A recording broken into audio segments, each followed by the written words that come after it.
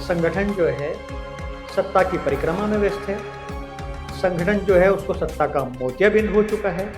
इन राजनेताओं का आपने जो जिक्र किया, कई मुख्यमंत्रियों के जो ग्रह नक्षत्र हैं वो अनुकूल नहीं हैं। जीतू पटवारी मेरी नज़रों में दोनों जगह फेल होते हैं, लेकिन जीतू पटवारी का भी खुद का कोई स्टैंडिंग नहीं है पर्टिकुलर देखा जाए तो संघर्ष को लेकर। और जीतू की इतनी हाइट नहीं है कि दिग्विजय सिंह को किसी भी रूप में डैमेज कर सके या चैलेंज कर सके। उस मामले में मुझे लगता है कांग्रेस अभी वेंटिलेटर पे है और वेंटिलेटर पे है वेंटिलेटर पे। मध्य प्रदेश की राजनीति में इन दिनों गुरु चेलों की दो जोड़ियों की लड़ाई बड़ी दिलचस्प बनी हुई है और इस दिलचस्प लड़ाई का अंत क्या होगा, आखिर क्यों ये लड़ाई है, इस बात पर हमारे साथ चर्चा करेंगे हॉटलाइन न्यूज नेटवर्क के संपादक राजा शर्मा जी। राजा शर्मा जी वो शख्सियत जो बहुत तीखा बोलते हैं, तीखा लिखते हैं, लेकिन साथ ही साथ तीखा बोलने और लिखने के साथ साथ जिस व्यक्ति से संबंधित, जिस राजनेता या अफसर से संबंधित बात है उसे पर्सनली टैग करते हैं। कई जानकारियों को लंबे समय तक छुपाए रखने में माहिर है, तो कई जानकारियों को समय से पहले आम जनता तक पहुंचाने की कोशिश करते हुए राजा शर्मा जी नजर आते हैं। राजा जी, वर्तमान में जो परिस्थितियां बनी हुई हैं मध्य प्रदेश में, गुरु चेले के तौर पर माने जाते हैं दिग्विजय सिंह और जीतू पटवारी, गुरु चेले के तौर पर माने जाते हैं कैलाश विजयवर्गीय और मुख्यमंत्री मोहन यादव।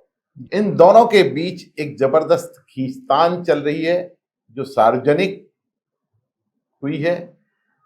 कैलाश विजयवर्गीय ने मुख्यमंत्री को इंदौर की उपेक्षा को लेकर के पत्र लिखा है। दिग्विजय सिंह ने जीतू पटवारी के उठाए मुद्दे को लेकर सरकार को सही ठहराया है। आप क्या मानते हैं कि आखिर ये क्यों हुआ? देखिए, पहले बात करते हैं मोहन जी और कैलाश जी वाले विषय पे। ये जो अभी सबसे बड़ा हॉट इशू बना हुआ है देश का, ट्रेंडिंग में भी है। हमको ये समझना चाहिए कि देखिए, मैं जैसा कि आपने शायद पढ़ा भी हो, मैंने एक एडिटोरियल लिखा है कैलाश जी का लव लेटर, ठीक है। उसमें बात हमको यहाँ से शुरुआत करना चाहिए कि ये लेटर लीक कैसे हुआ। ये तो ब्यूरोक्रेट्स और पॉलिटिकल कॉरिडोर की चर्चा है कि ये लेटर लीक कैसे हुआ या एक अखबार के पास कैसे पहुंचा। ये मेरा कंसर्न नहीं है। मेरा कंसर्न इसके आगे है कि ऐसी परिस्थितियां, ऐसे हालात, ऐसे नौबत क्यों आन पड़े कि इतने सीनियर राजनेता को, कैलाश विजयवर्गीय जैसे बड़ी शख्सियत को एक लेटर लिख के अपनी ही सरकार में शिकायत और संवाद करना पड़ रहा है, वो भी मुख्यमंत्री से। कैलाश विजयवर्गीय कोई सामान्य न्यूबॉर्न बेबी पॉलिटिशियन नहीं है। उनका एक लंबा कैरिकेचर है, पार्षद से लेके विधायक तक, महापौर से लेके कैबिनेट मंत्री तक और 4 बार के राष्ट्रीय महासचिव, जिनकी पूरे भारत के अंदर आइडेंटिटी क्राइसिस नहीं है। यदि ऐसे व्यक्ति को अपनी ही सरकार में विपक्ष की भूमिका में रहना पड़े तो सबसे ज्यादा सवाल खड़ा होता है हालातों को लेकर कि क्या इन ऐसी परिस्थितियां क्यों आन पड़ी कि कैलाश जी को उन्हीं के सो कॉल्ड चेले, मैं इसलिए शब्द इस्तेमाल कर रहा हूं कि मोहन यादव की पॉलिटिकल लाइफ में कैलाश विजयवर्गीय का बड़ा कंट्रीब्यूशन है। ये ऑन रिकॉर्ड है, पब्लिक प्लेटफॉर्म में है। आपके और मेरे कहने से कुछ नहीं होता है। आपने जैसा उल्लेख किया गुरु चेले वाली बात, तो आप ये मान लीजिए कि कैलाश जी को यदि मोहन जी से संवाद करना हो और एक लेटर लिखना पड़े, उसमें शिकायतें दर्ज कराना पड़े, खुद की उपेक्षा, शहर की उपेक्षा, खुद के साथ न्याय, खुद के साथ असहयोग, शहर यदि बैकट्रैक पे जा रहा है, शहर इंदौर यदि डिट्रेल हो रहा है मोहन जी के राज में, ये सब उस लेटर के कंटेंट है जिसपे जिक्र किया जा रहा है, अखबारों में भी छपाई है इस बात को लेकर। तो भैया, चर्चा ये होना चाहिए कि ये ऐसी परिस्थितियां क्यों आन पड़ी कि कैलाश जी को लेटर लिखना पड़ रहा है। इसके एक कदम और आगे चलते हैं अपन। भारतीय जनता पार्टी की सरकार में संगठन बहुत ज्यादा मजबूत और वजूद और प्रभाव रखने वाला होता है, नॉट कि सरकार। बीजेपी की सरकारों में संगठन की एक अपनी वैल्यू होती है। मेरा ऐसा मानना है मौजूदा दौर में संगठन जो है सत्ता की परिक्रमा में व्यस्त है। संगठन जो है उसको सत्ता का मोतियाबिंद हो चुका है। संगठन जो है मोर और लेस सत्ता के सामने खामोश और धृतराष्ट्र बना हुआ है। इसलिए इन राजनेताओं की, इन कार्यकर्ताओं की कोई सुनवाई नहीं हो रही है। और यदि मोहन जी, कैलाश जी की नहीं सुन रहे हैं तो फिर अंतिम हथियार लेटर के माध्यम से ऑन रिकॉर्ड संवाद करने का होता है कि देखो साहब, आप मेरी सुन नहीं रहे थे, इसलिए फिर मुझे अंत में आपको लेटर लिखना पड़ा। ठीक ऐसे ही हालात कांग्रेस में भी बने हुए हैं। प्रदेश अध्यक्ष जीतू पटवारी और वरिष्ठ नेता दिग्विजय सिंह के बीच में एक जंग सी छिड़ गई है, जहां पर कांग्रेस के नेताओं ने दिग्विजय सिंह को स्लीपर सेल तक बता दिया है। इसे लेकर के आप क्या मानते हैं? आप ठीक कह रहे हैं। देखिए, दिग्विजय सिंह का जो लूज कमेंट है, ये लूज कमेंट कई बार उनकी सब मेहनत पे, कड़े धराए पे पानी फिर जाता है। दिग्विजय सिंह के दो कैरेक्टर है, दोनों पे बात की जानी चाहिए। नंबर 1 कैरेक्टर है अवसरवादिता के इस दौर में, जब व्यक्ति पावर टसल के लिए भारतीय जनता पार्टी में शामिल हो रहा है, गंगा घाट जा रहा है, वॉशिंग मशीन में जा रहा है, उस दौर में दिग्विजय सिंह कांग्रेस के साथ तटस्थ भाव से खड़े हुए हैं। दिग्विजय सिंह भी चाहते तो अपने पुत्र की बेनती करा सकते थे और अपने पर्सनल कॉम्प्रोमाइज के साथ भारतीय जनता पार्टी के खिलाफ बोलना बंद कर देते, तब भी अघोषित रूप से अपनी मान लेते कि दिग्विजय सिंह भारतीय जनता पार्टी का फेवर और सपोर्ट करते हैं। लेकिन ऐसा उन्होंने नहीं किया। वो चाहे मुख्यमंत्री रहे न रहे, राज्यसभा में रहें न रहें, उन्होंने भारतीय जनता पार्टी और आरएसएस को आड़े हाथों हमेशा ही लिया है। ये तो दिग्विजय सिंह का तटस्थ चरित्र का उल्लेख कर रहा हूं आपसे मैं। जब अवसरवादिता के दौर में महाराज जैसे लोग, जिनके खिलाफ, भाजपा के खिलाफ लड़ के बड़े हुए, वो लोग भाजपा की गोद में बैठ गए, तो आप ये समझ लीजिए कि दिग्विजय सिंह का अपनी स्टैंडिंग है, फर्म स्टैंडिंग है, इसको आपको डिनाई नहीं करना चाहिए। काउंटर पार्ट पर ये बात की जाना चाहिए कि उनका लूज टॉक, लूज कमेंट जो है कई बार सुर्खियों में बन जाता है। उज्जैन की पत्रकार वार्ता में जिस बात का उन्होंने उल्लेख किया कि 1 रुपये लीज का लेकर कोई विषय था, उन्होंने कहा नहीं ये सही है। दरअसल दिग्विजय सिंह का वो कमेंट, मुझे लगता है इंटरप्रिटेशन भी उसका थोड़ा सा बहुत अधिक तरीके से कर दिया गया। लेकिन दिग्विजय सिंह लूज टॉक करते हैं। कई बार सांप सीढ़ी के खेल में 99 पे आके सांप काट खाता है, वो स्थिति दिग्विजय सिंह के साथ भी है कांग्रेस के लिए। और कई बार जब वो सनातन के खिलाफ बोलते हैं, तो भारतीय जनता पार्टी और कांग्रेस में जो बेसिक फर्क है वही है कि सनातन का जो वोट बैंक कांग्रेस के साथ खड़ा होता है, वो भी आपसे विमुख होने लगता है। ये भी दिग्विजय सिंह की खासियत है। वो अलग अलग तरीके से बोलते हैं। लेकिन मेरा यह मानना है, आपने जो उल्लेख किया है गुरु चेले का, तो जीतू पटवारी पे भी यदि अपन बात करें, इस पूरे एपिसोड में बात करना पड़ेगी, तो आपको दोनों पॉइंट ऑफ व्यू से देखना पड़ेगा। इसमें कांग्रेस का कुछ नहीं है। किसमें? जो खबर, उज्जैन की खबर एक बड़े अखबार ने छापी, इन्वेस्टिगेटिव रिपोर्ट के रूप में छापी, उसमें कांग्रेस का कोई लेना देना नहीं है। कांग्रेस तो उन तथ्यों पर केवल प्रेस कॉन्फ्रेंस कर रही है, अपने बयान जारी कर रही है, अपने आरोप बता रही है, ठीक है। मूल रूप से वो एक इन्वेस्टिगेशन है एक अखबार का, जिसमें जमीनों को लेकर अनेक अनेक प्रकार के आरोप लगाए हैं डॉक्टर मोहन यादव और उनके परिवार के खिलाफ, ठीक है। पब्लिक डोमेन में ये खूब फ्लोट हुई है खबर, ठीक है। कांग्रेस ने क्या किया? कांग्रेस ने उस अखबार के आधार पर आरोप लगाने शुरू किए और उज्जैन की भी कुछ जमीनों के आरोप लगाए। उसकी प्रामाणिकता अपनी जगह है, नहीं है, ये इन्वेस्टिगेशन का विषय है। जीतू पटवारी मेरी नजरों में दोनों जगह फेल्यूर रहे हैं। जब मीनाक्षी नटराजन का फॉर्म भरा जा रहा था उस समय भी, और मौजूदा दौर की राजनीति में भी क्या होता है, जब मीनाक्षी नटराजन का फॉर्म भरा गया था उस समय आप लोगों ने इस फॉर्म को गंभीरता से क्यों नहीं देखा? उस समय आपने इस पर जिक्र क्यों नहीं किया कि छोटी सी गलती महंगी पड़ सकती है? बाद में आप चुनाव आयोग के दफ्तर के सामने, कांग्रेस के दफ्तर में, दिल्ली में प्रदर्शन करते हो, राष्ट्रपति भवन कूच करते हो, तो पहले देख लेते ना। फिर मीनाक्षी नटराजन तो लंबा एक्सपीरियंस रखती है इन चीजों का, उन्होंने क्यों नहीं भरा? कोई बहुत बड़ा क्रिमिनल ऑफेंस नहीं था कि छुपाया जाए, इतना टेकन टू बी ग्रांटेड क्यों लिया? अब बड़े बड़े वकीलों की फौज खड़ी कर रहे हो, तो प्रदेश अध्यक्ष भी जिम्मेदार हैं, मीनाक्षी नटराजन खुद जिम्मेदार है। भारतीय जनता पार्टी जो मशीनरों का इस्तेमाल करना जानती है, उन्होंने मशीनरी का इस्तेमाल किया, अफसरों को भी इस्तेमाल किया और पूरा मोर और लेस आपके हाथ से सीट चली गई। इस पूरे घटनाक्रम में भी आप बात कीजिए गौरव भाई, तो कांग्रेस का कुछ नहीं है, कांग्रेस केवल आरोप लगा रही है। लेकिन जीतू पटवारी का भी खुद का कोई स्टैंडिंग नहीं है पर्टिकुलर देखा जाए तो संघर्ष को लेकर।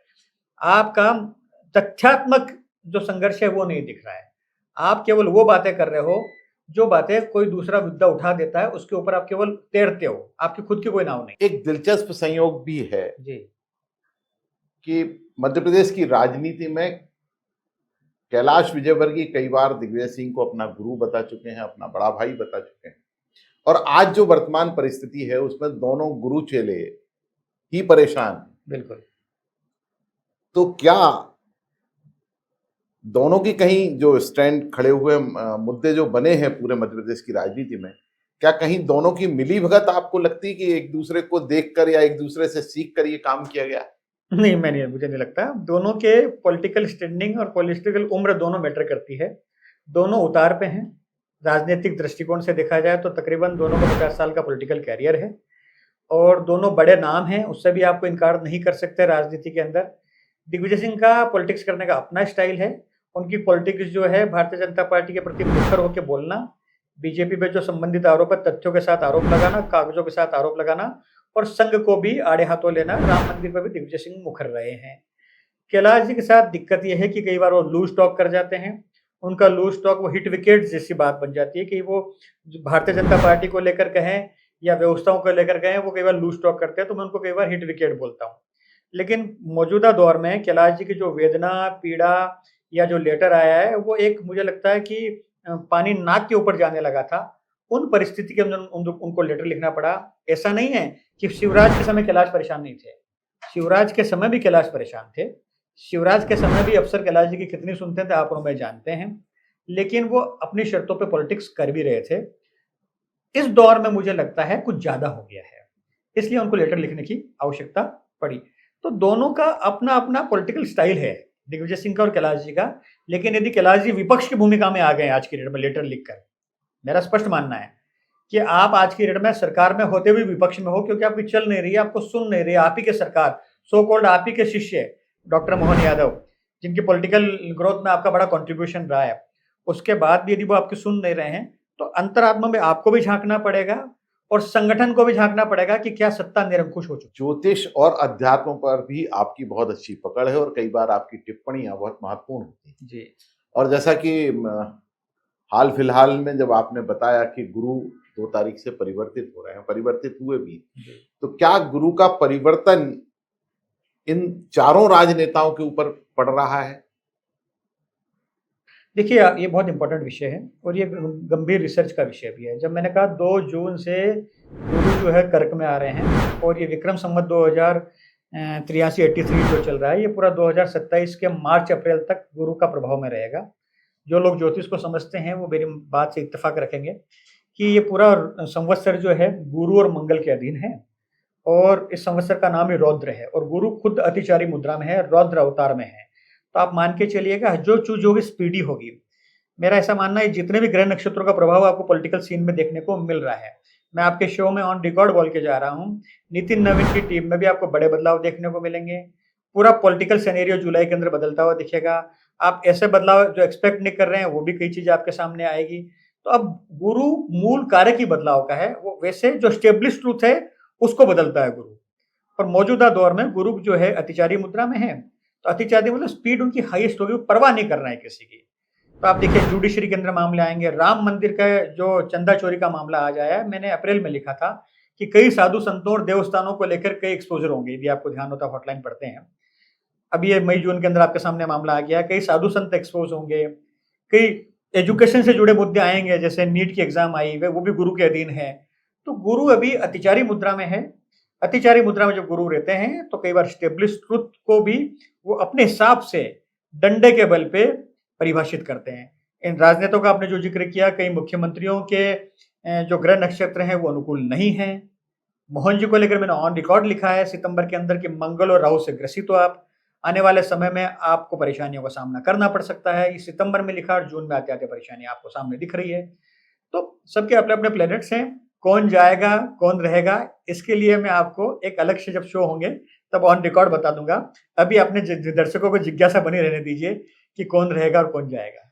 चारों राजनेताओं का पॉलिटिकल अनुभव अलग अलग है जी, जिसमें से अगर हम 2 की बात करें, दिग्विजय सिंह और कैलाश विजयवर्गीय की, तो ये ग्राउंड लेवल से उठकर ऊपर आए। जी, दूसरे 2 नेताओं की बात करें तो उन्हें वरिष्ठ नेताओं का संरक्षण प्राप्त है, आला कमान का संरक्षण प्राप्त है। ऐसी स्थिति में वर्तमान में जो लड़ाई छिड़ी हुई है उसका अंत आपको क्या नजर आ रहा है? किस तरीके का अंत होगा? नहीं देखिए, पहले तो अपन ऐसे समझ ले जाए कि अखबार में छपी हुई रिपोर्ट के आधार पर मोहन यादव का कुछ बिगड़ेगा उसकी संभावना 0 है। उसको ऐसे समझ लीजिए कि जिस कार्यकाल में शुभेंदु अधिकारी, हेमंत विश्व शर्मा या सम्राट चौधरी जो तीनों राज्यों के मुख्यमंत्री है, इन तीनों के खिलाफ भारतीय जनता पार्टी ने ही मोर्चे खोले थे। ध्यान रखिएगा आप, भ्रष्टाचार को लेकर इन तीनों मुख्यमंत्रियों को जिन्होंने बीजेपी ने ही बिठाया है, बीजेपी ने अपना मुख्यमंत्री बनाया, इन तीनों के खिलाफ भारतीय जनता पार्टी ने ही मोर्चा खोला था। फिर इनको गंगा घाट पे लाए, गंगा जी से स्नान करवाया भारतीय जनता पार्टी के दफ्तर में। उसके बाद ये पवित्र हो चुके हैं और इनको मुख्यमंत्री बना दिया गया है। तो आप ये मत सोचिए कि मोहन यादव को इस पॉइंट ऑफ व्यू से कोई असर पड़ेगा, नंबर 1।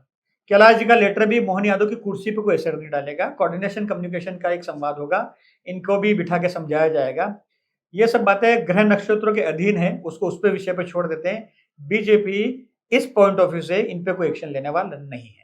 और जो कांग्रेस की लड़ाई है उस बारे में आपका क्या मानना है कि किस तरीके से ये सुलह होगी या किसी अंत पर जाएगी? नहीं, सुलह ऑलमोस्ट ऑल है। दिग्विजय सिंह ने कहा ही मेरे पुत्र के समान है, फिर बैठ भी गए हैं। और जीतू की इतनी हाइट नहीं है कि दिग्विजय सिंह को किसी भी रूप में डैमेज कर सके या चैलेंज कर सके।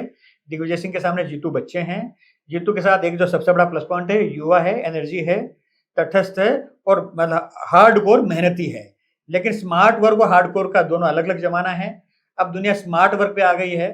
हार्ड वर्क आप कितना करते हो, उसका कितना असर होता है, ये देखना पड़ता है। अब धरने प्रदर्शन से बजाय इनोवेटिव क्रिएटिव मैसेज लोगों के पास जाना चाहिए कि लोग कांग्रेस का सपोर्ट क्यों करें।